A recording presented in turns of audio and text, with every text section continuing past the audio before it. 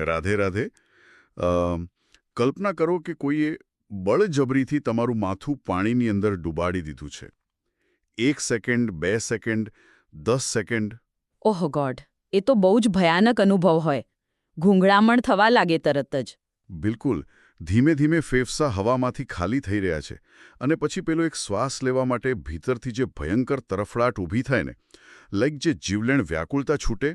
હા, જીવ બચાવવા માટે માણસ ગમે તે કરી છૂટે એ સમયે. એક્ઝેક્ટલી. તો હવે મારો પ્રશ્ન એ છે કે શું ઈશ્વર માટે મતલબ પરમાત્મા માટે આપણને ક્યારે એવી તરફડાટ અનુભવાઈ છે? સાચું કહીએ તો મોટા ભાગે નહીં. સાચી વાત છે. આપણે ધર્મના નામે મંદિરોમાં જઈએ છીએ, ઘંટ વગાડીએ છીએ, દીવા પ્રગટાવીએ છીએ, પણ એ શ્વાસ લેવા જેવી વ્યાકુળતા તો સાવ ગાયબ જ હોય છે. રાઈટ. અને એટલે જ આજની આ ડીપ ડાઈવમાં આપણે એક એવા ગહન આધ્યાત્મિક વાર્તાલાપમાં ઊંડા ઉતરવાના છીએ જે ધર્મ અને ભક્તિ વિશેની આપણી સદીઓ જૂની ગેરમાન્યતાઓને તોડી નાખશે.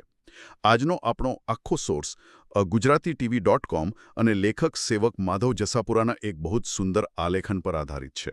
હા, અને આ લેખમાં તેમણે શ્રી હિત પ્રેમાનંદ ગોવિંદ શરણજી મહારાજના કેટલાક અત્યંત ધારદાર અને આપણને જાગૃત કરી દે તેવા વિચારો રજૂ કર્યા છે. બિલકુલ.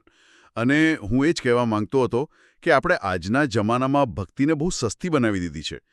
પણ પ્રેમાનંદજી મહારાજના આ વિચારો સાંભળીને સમજાશે કે સાચી ભક્તિની કિંમત ખરેખર શું છે. ચોક્કસ. એટલે આજના આધુનિક ગણતરીબાજ સમયમાં આ સ્પષ્ટતા બહુ જ જરૂરી છે. તો ચાલો શરૂઆત કરીએ. આ ચિંતનની શરૂઆત જ એક એવા કોન્સેપ્ટથી થાય છે જેણે મને ખરેખર વિચારતો કરી દીધો. અને એ છે અનન્યતા. મતલબ કે અનન્ય ભક્તિ. અનન્યતા. આ બહુ જ મિસઅન્ડરસ્ટુડ શબ્દ છે આપણે ત્યાં. હા, કારણ કે આપણે તો સામાન્ય રીતે એવું જ માનીએ છીએ ને કે બધા જ દેવી દેવતાઓને સરખું માન આપવું જોઈએ, લાઈક બધા મંદિરે માથું ટેકવવું જોઈએ. પણ લેખક માધવ જસાપરા મહારાજજીનો ગોપીઓનો એક એવો પ્રસંગ ટાંકે છે જે આખી માન્યતાને જ ઉલટી કરી દે છે. હા, પેલો નારાયણ સ્વરૂપવાળો પ્રસંગ ને? એક્ઝેક્ટલી. જ્યારે ગોપીઓ શ્રીકૃષ્ણને શોધી રહી હતી ત્યારે ભગવાને તેમની કસોટી કરવા માટે પેલું 4 ભુજાવાળું શંખચક્ર ગદાવાળું અત્યંત તેજસ્વી નારાયણ સ્વરૂપ ધારણ કરી લીધું. હવે લાઈક કોઈ સામાન્ય માણસ હોય તો એ દિવ્ય સ્વરૂપ જોઈને ત્યાં જ દંડવત પ્રણામ કરવા લાગે. બિલકુલ. ભગવાન સાક્ષાત ઊભા હોય તો બીજું શું કરે માણસ? પણ ગોપીઓએ શું કર્યું? તેમણે નારાયણને હાથ જોડ્યા, પ્રણામ કર્યા અને કહ્યું કે અમારો પ્રેમ અમારા કાનોડામાં વધતો રહે એવા આશીર્વાદ આપો. અને ત્યાં ઊભા રહ્યા વગર આગળ ચાલી નીકળી. મતલબ કલ્પના કરો આ. ઓ વાવ! એટલે તેમને નારાયણ સ્વરૂપને પણ પાછળ છોડી દીધું? હા, અને મહારાજજી તુલસીદાસજીનો પણ આવો જ એક કિસ્સો વર્ણવે છે. જ્યાં સુધી ભગવાને હાથમાં ધનુષબાણ ધારણ ન કર્યા, મતલબ રામ સ્વરૂપ ન લીધું, ત્યાં સુધી તુલસીદાસજીએ શ્રીકૃષ્ણ સ્વરૂપ સામે મસ્તક નહોતું ઝુકાવ્યું. તો હવે મારે એક વાત સમજવી છે. આજના આધુનિક સમયમાં શું આ એક પ્રકારની અત્યંતિક બ્રાન્ડ લોયલ્ટી જેવું નથી લાગતું? બ્રાન્ડ લોયલ્ટી એટલે તમે કઈ રીતે કહી રહ્યા છો? મતલબ કે હું તો માત્ર આ જ સ્વરૂપને માનીશ, આ જ બ્રાન્ડ, બાકી કોઈને નહીં. શું આ થોડુંક સંકુચિત નથી? અરે નહીં. અહીંયા જ આપણે સૌથી મોટી થાપ ખાઈએ છીએ. આને બ્રાન્ડ લોયલ્ટી સાથે સરખાવવી એ બહુ જ છીછરી સરખામણી કહેવાય. અચ્છા, તો સાચો અર્થ શું છે? જુઓ, બ્રાન્ડ લોયલ્ટી એક વ્યાપારિક કન્સેપ્ટ છે જ્યાં કોઈ પોતાના ફાયદા માટે એક વસ્તુ પકડી રાખે છે. પણ પ્રેમાનંદજી મહારાજ જે અનન્યતાની વાત કરી રહ્યા છે ને, તે ખરેખર તો આપણી આંતરિક ઉર્જા અને ધ્યાનને સંપૂર્ણપણે એક જ બિંદુ પર કેન્દ્રિત કરવાની વાત છે. ઓકે, એટલે ફોકસ કરવાની વાત છે. હા, લાઈક માનો મન એક લાઇટ બલ્બ જેવું છે. બલ્બનો પ્રકાશ ચારે બાજુ ફેલાય છે. તે આખા ઓરડાને અજવાળી શકે છે, પણ તેનાથી કંઈ કાપી શકાતું નથી, રાઈટ? હા, સાચી વાત છે. પણ જ્યારે એ જ પ્રકાશને લેઝર કિરણમાં કેન્દ્રિત કરવામાં આવે ત્યારે તે જાડામાં જાડા લોખંડને પણ કાપી શકે છે. ઓહ વાવ!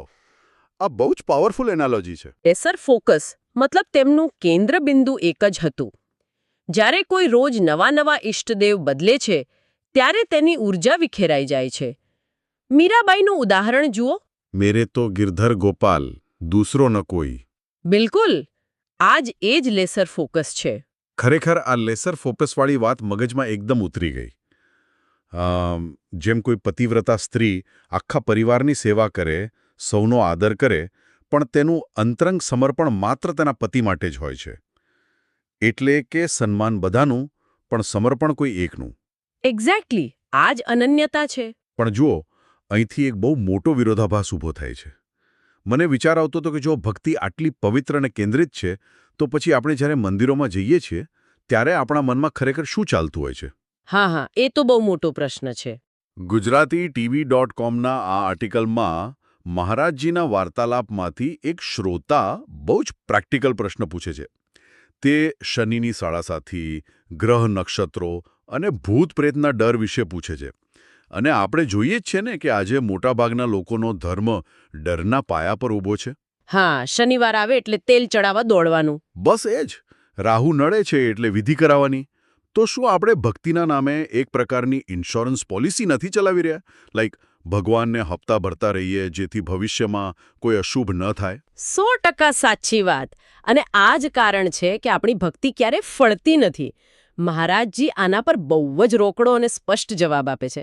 હું તમને કહું, તેઓ સ્પષ્ટ કહે છે કે જો ઈશ્વર, જો જાનકીનાથ તમારા રક્ષક હોય તો કોઈ નવગ્રહ કે રાહુકેતુ તમારું કંઈ જ બગાડી શકતા નથી. રાઈટ. કારણ કે કારણ કે આ બધા ગ્રહો અને નક્ષત્રો કોણ છે? તે પરમાત્માના જ સેવકો છે. મતલબ, જે વ્યક્તિ સીધો માલિકના ખોળામાં બેઠો હોય તેને ઘરના નોકરોથી ડરવાની શું જરૂર છે? અરે વાહ, બા તો બહુ જ લોજિકલ વાત છે. માલિક સાથે કનેક્શન હોય પછી પટાવાળાથી શું ડરવું? હા ને, પણ આપણી સમસ્યા ક્યાં છે ખબર છે? મહારાજજી બહુ સચોટ નિદાન કરે છે કે આપણે ઈશ્વર તરફ પીઠ ફેરવીને બેઠા છીએ અને આપણું મુખ સંસાર તરફ છે. આપણે ભગવાન પાસે જઈએ છીએ તો પણ માત્ર સંસાર માંગવા માટે જઈએ છીએ. હા, ધન જોઈએ, સત્તા જોઈએ, છોકરાના સારા માર્ક્સ જોઈએ. એક્ઝેક્ટલી. અને જ્યારે ભક્તિનું મૂળ કારણ જ કોઈ સંકટ ટાળવાની ગણતરી હોય તો તે પ્રેમ થોડો કહેવાય. તે તો માત્ર એક ભય આધારિત વ્યાપાર છે. અને આ વ્યાપારમાં આપણે ક્યારે શાંતિ પામી શકતા નથી. ચોક્કસ. ધારો કે તમારા કોઈ ગ્રહ નક્ષત્રો શાંત થઈ પણ ગયા, કોઈ વિધિ વિધાનથી બધું અનુકૂળ થઈ પણ ગયું, તો વધુમાં વધુ શું થશે? થોડું ભૌતિક સુખ મળશે, લાઈક 2 પૈસા વધારે આવશે ઘરમાં. પણ મનની શાંતિ કે સદગતિ તો નહીં જ મળે. ડર આધારિત ધર્મ તમને માત્ર ભૌતિકતામાં જ અટકાવી રાખશે. સાચી વાત છે.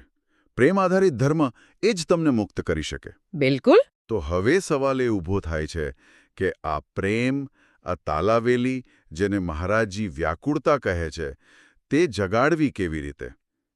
આપણે આજની આ ડીપ ડાઇવની શરૂઆતમાં જ પેલું પાણીમાં માથું ડૂબાડવાવાળું ઉદાહરણ જોયું. એ શ્વાસ માટેની તરફડાટ. હા, એ બહુ જ તીવ્ર ઉદાહરણ હતું. હવે કોઈ સામાન્ય માણસ હોય જે સવારે ઉઠીને ઓફિસ જાય છે, ટ્રાફિકમાં હેરાન થાય છે, ઈએમઆઈ ભરે છે, તે પોતાના હૃદયમાં ઈશ્વર માટે આવી જીવલેણ વ્યાકુળતા કઈ રીતે લાવી શકે? આ તો અશક્ય જેવું લાગે છે. ના, અશક્ય નથી. પણ આ પ્રશ્નનો જવાબ સમજવા માટે આપણે મહારાજજીએ આપેલા વૈરાગ્યના કન્સેપ્ટને સમજવો પડશે. અચ્છા, વૈરાગ્ય. હા, જો આપણે ત્યાં વૈરાગ્ય શબ્દ બહુ બદનામ થઈ ગયો છે. લાઈક વૈરાગ્ય શબ્દ સાંભળીએ એટલે તરત આંખ સામે ભગવાન, કપડાં, જંગલ અને પરિવાર છોડીને ભાગી ગયેલા માણસનું ચિત્ર ઊભું થઈ જાય. હા, મને પણ એવું જ લાગતું હતું કે વૈરાગ્ય એટલે બધું છોડી દેવું. પણ મહારાજજી આને ઊંઘના વિજ્ઞાન સાથે બહુ સુંદર રીતે જોડે છે. સેવક માધવ જસાપરાના લેખમાં આ બહુ જ સરસ રીતે સમજાવ્યું છે. તેઓ પૂછે છે કે આપણને રાત્રે 6-7 કલાકની ગાઢ ઊંઘ પછી સવારે એટલી બધી તાજગી કેમ લાગે છે? એ નવો ઉત્સાહ ક્યાંથી આવે છે? ખબર છે, આ પોઈન્ટ પર મેં પણ બહુ જ ઊંડો વિચાર કર્યો. ઊંઘમાં એવું તો શું થાય છે?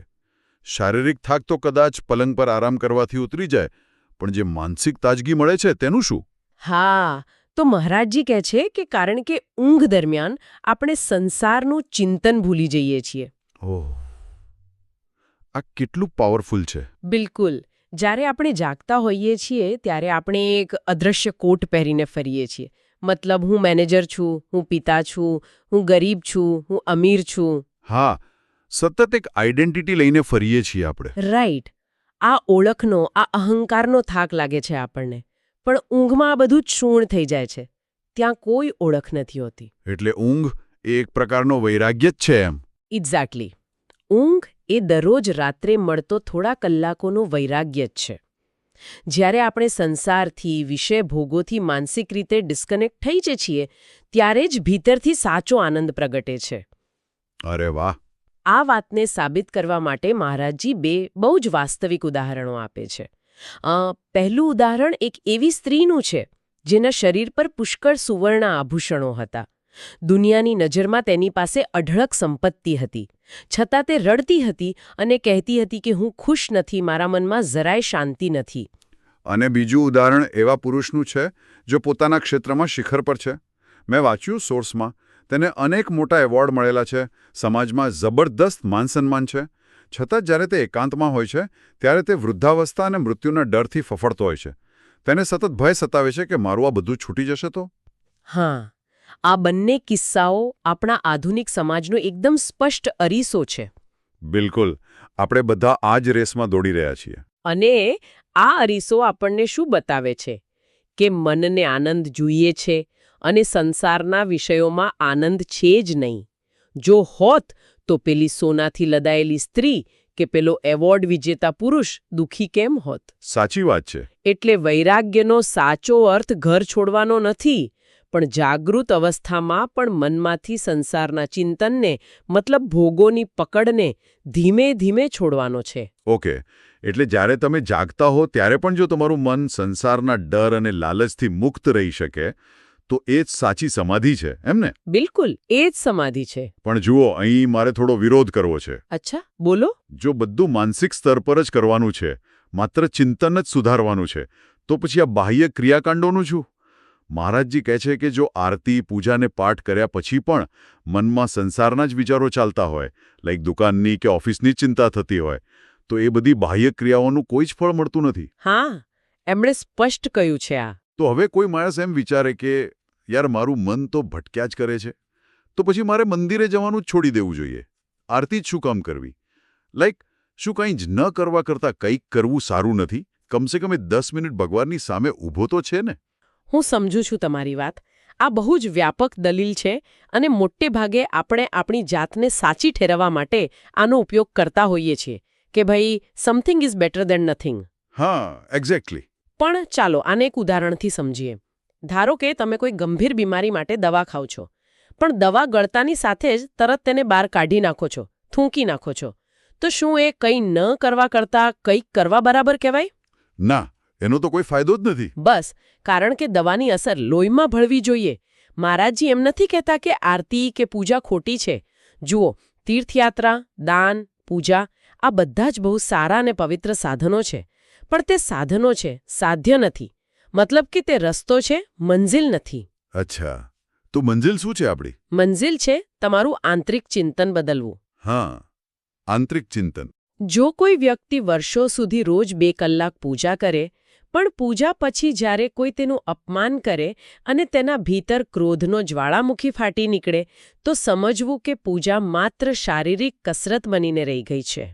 બાપરે, આ તો બહુ સીધી અને કડવી વાત છે. ભગવાને ભગવદ્ ગીતામાં પણ કહ્યું છે કે જે મારું અનન્ય ચિંતન કરે છે, હું તેના માટે સુલભ છું. જો બાહ્ય ક્રિયાઓની સાથે આંતરિક ચિંતન શુદ્ધ ન થાય, જો ભીતરનો અહંકાર ના ઓગળે, તો માત્ર યાંત્રિક પ્રક્રિયાઓથી આધ્યાત્મિક શાંતિ મળવી અશક્ય છે. ઓકે, આ વાત 100% સાચી. પણ હવે પ્રશ્ન એ છે કે આ આંતરિક ચિંતન શુદ્ધ કરવું કેવી રીતે? કારણ કે જાતે તો આ થવાનું નથી. આપણું મન એટલું ચાલાક છે કે તે પૂજા કરતી વખતે પણ ધીમે રહીને ભક્તિનો અહંકાર ઊભો કરી દેશે કે જો હું તો બહુ મોટો ભક્ત છું, હું રોજ 2 કલાક પૂજા કરું છું. બિલકુલ, મન બહુ મોટી માયા છે. તો આના માટે કોઈ માર્ગદર્શકની, લાઈક કોઈ સાચા ગુરુની જરૂર પડે.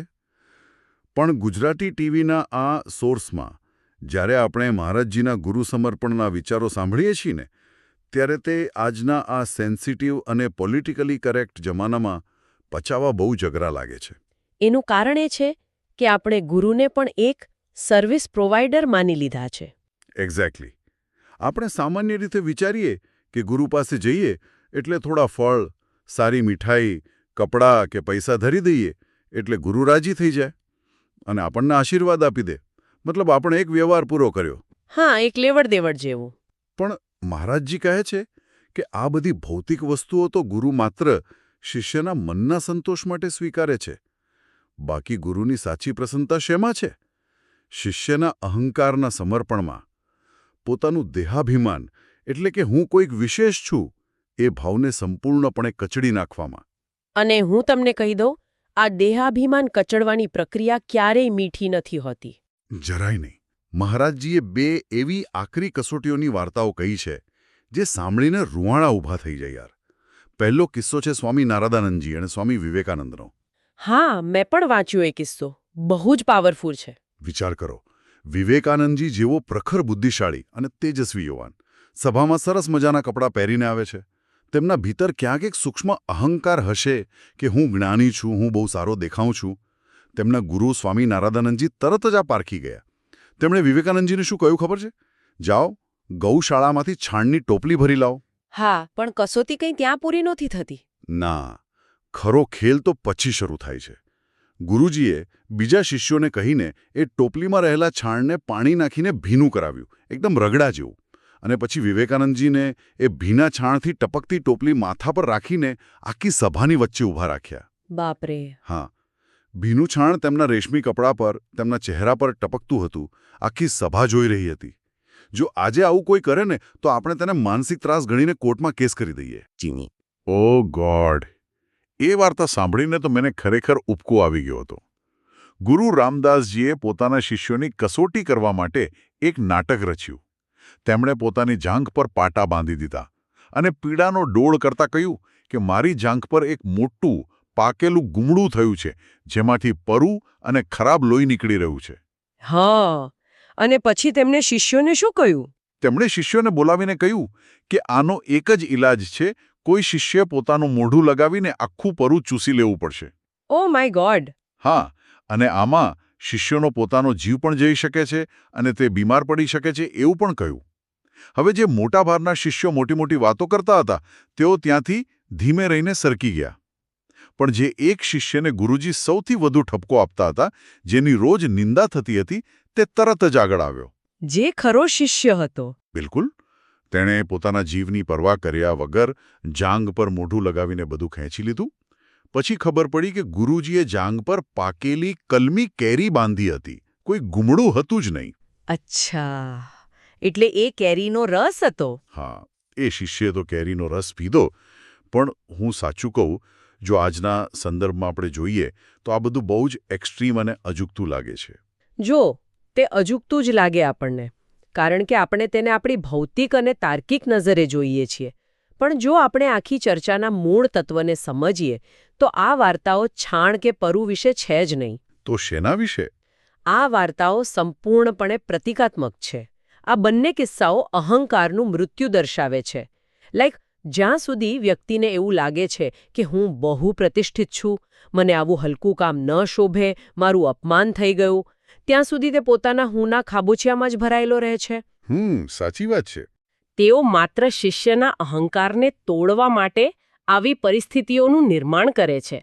કારણ કે જ્યાં સુધી વાસણ ખાલી ન થાય ત્યાં સુધી તેમાં ઈશ્વરીય જ્ઞાન રેડી જ શકાતું નથી. આ ખરેખર બહુ જ મોટી વાત કહી તમે. મહારાજજી એક વાક્ય કહે છે જે આ બધી કસોટીઓનો સાર છે કે જે સાચો શિષ્ય બનીને પોતાનો અહંકાર છોડી શકતો નથી તે ભવિષ્યમાં ક્યારેય જગતગુરુ બની શકતો નથી. બિલકુલ. નેતૃત્વ કે કલ્યાણ એ જ કરી શકે જેને પોતાની જાતને, પોતાના અહમને સંપૂર્ણપણે મિટાવી દીધો હોય. એક્ઝેક્ટલી. છાણ માથે પર લેવું એટલે દુનિયાની નજરમાં પોતાની આબરૂની પરવા છોડી દેવી, અને પરુ ચૂસવા તૈયાર થવું એટલે ગુરુના વચન માટે પોતાના પ્રાણનો મોહ પણ છોડી દેવો. અને જ્યારે આવું સમર્પણ આવે ને ત્યારે જ પેલી અનન્ય ભક્તિ પ્રગટે છે જેની આપણે શરૂઆતમાં વાત કરી હતી. પેલો ગોપીઓનો એકાગ્ર પ્રેમ. હા, તે પ્રેમ પણ અહંકાર શૂન્યતામાંથી જ આવ્યો હતો. ગોપીઓએ સમાજની મર્યાદાઓની કે પોતાની કોઈ જ પરવા નહોતી કરી. તો ચાલો આજની આ ડીપ ડાઇવના ગહન ચર્ચાના અંતે આપણે આ બધા જ વિખરાયેલા મણકાઓને એક દોરામાં પરોવી લઈએ. આપણે શરૂઆત કરી હતી એ શ્વાસ લેવાની જીવલેણ વ્યાકુળતાથી. હા, પાણીમાં માથું ડૂબાડવાની વાતથી. રાઈટ. આજે આપણે સમજ્યા કે સાચી આધ્યાત્મિકતા કોઈ વ્યવહાર કે સોદો નથી. તે શનિ કે રાહુના ડરથી બચવાની કોઈ ઇન્સ્યોરન્સ પોલિસી નથી. સાચી ભક્તિ કોઈ બાહ્ય દેખાવમાં, ભૌતિક સંપત્તિ ભેગી કરવામાં કે માત્ર યાંત્રિક ક્રિયાકાંડોમાં સીમિત નથી. તે તો શુદ્ધ આંતરિક ચિંતન છે.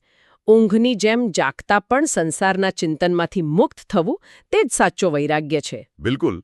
અને આ બધું પ્રાપ્ત કરવા માટે ગુરુના શરણે જઈને પોતાના દેહાભિમાનને, પોતાના હુંને પેલા છાણની જેમ વહાવી દેવો પડે છે. સાચી વાત છે. ભક્તિ એ કંઈ માંગવાની નહીં, પણ પોતાની જાતને સંપૂર્ણપણે આપી દેવાની પ્રક્રિયા છે. જાનકીનાથ પરનો અતૂટ ભરોસો જ આપણને આપણા તમામ ડરમાંથી મુક્ત કરી શકે છે. અરે વાહ, બહુ જ સુંદર રીતે તમે આને સારાંશમાં મૂક્યું. આજના આ અદ્ભુત અને જાગૃત કરી દે તેવા ચિંતનનો આધાર પૂરો પાડવા માટે આપણે GujaratiTV.com અને લેખક સેવક માધવ જસાપરાનો ખાસ સંદર્ભ લેવો રહ્યો, જેમણે શ્રી હિત પ્રેમાનંદ ગોવિંદ શરણજી મહારાજના આ પવિત્ર વચનોને આપણા સુધી પહોંચાડ્યા છે. હા, તેમનો બહુ મોટો ફાળો છે આ જ્ઞાનને લોકો સુધી લાવવામાં. ચોક્કસ. અને હવે આપણે સૌ વિદાય લઈએ તે પહેલા એક અંતિમ વિચાર પ્રેરક પ્રશ્ન શ્રોતાઓ માટે મૂકવા માંગુ છું, જેના પર આપણે સૌએ એકાંતમાં બેસીને મનોમંથન કરવાની જરૂર છે. આપણે ડર અને અહંકારની બહુ વાતો કરી આજે. હા, એકદમ પ્રેક્ટિકલ પ્રશ્ન. તો શાંતિથી વિચારજો. આપણા પોતાના રોજના જીવનમાં એવા કયા કાલ્પનિક નવગ્રહો કે ડર છે જેને આપણે આપણા પોતાના આંતરિક સામર્થ્ય અને ઈશ્વર કરતાં વધારે મહત્વ આપી દીધું છે? શું આપણે આપણી નોકરી જવાના ડરને કે સમાજ શું કહેશે એ ડરને ભગવાન કરતાં મોટો નથી બનાવી દીધો? બહુ જ સાચો સવાલ છે આ. અને બીજી વાત, આજે અત્યારે આપણો ખોટો અહંકાર તોડવા માટે આપણી સામે એવી કઈ છાણની ટોપલી કે કસોટી ઊભી છે જેને આપણે અપમાન ગણીને સ્વીકારવાનો ઇનકાર કરી રહ્યા છીએ? કદાચ કોઈની માફી માંગવાની હોય, કદાચ કોઈ એવું કામ કરવાનું હોય જે આપણને નાનું લાગતું હોય. શું એ ટોપલી ઉઠાવવાની હિંમત આપણામાં છે? એ જ તો વાત છે. આ પ્રશ્નો સાથે આપણે સૌએ પોતાની અંદર ડોક્યું કરવાનું છે. જો આજની આ ચર્ચા ગમી હોય તો પ્લીઝ લાઇક, શેર અને સબસ્ક્રાઇબ કરવાનું ભૂલતા નહીં. અને તમારા વિચારો અમને કમેન્ટ બોક્સમાં ચોક્કસથી મોકલો. હા, તમારા રિવ્યૂઝ વાંચવાની અમને બહુ મજા આવશે. રાધે રાધે. રાધે રાધે.